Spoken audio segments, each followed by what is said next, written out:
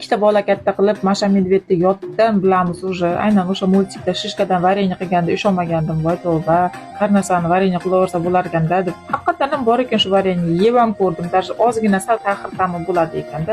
Keyin oxirida shishkachaning ta'mi kelib qoladi endi. Dollarga o'ralgan shokoladcha qanday bo'lar ekan ta'mi?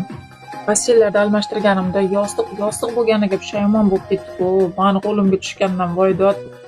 Taxtaday qilib pastelni binolarni to'shab berdim. Va nihoyat 94 yoshli kampirchaning xonasiga kirdim. Har doimgidek mani kirishimga hamma narsalarni olib, yengillashtirib beradi-da ishim.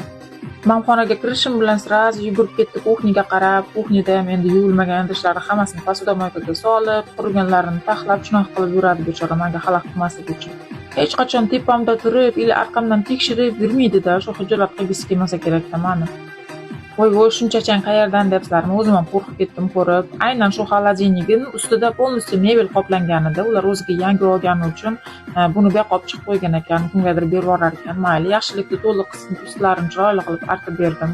Hatto mendan so'ramagan bo'lsa ham, voy mana skladchasini qaranglar, priprava, kastrul, mastrul hamma narsasi shu yerda turadi.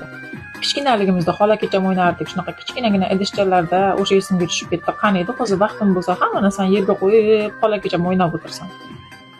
O'ynashimiz bir pasda ishdan keyin uyga kelib ovqat qilishga tushib ketdim. Siz videoni shu yergacha ko'rib, haligacha like bosmabsiz-ku, podpiska bosishni ham unutmang, yoqqan bo'lsa, конечно.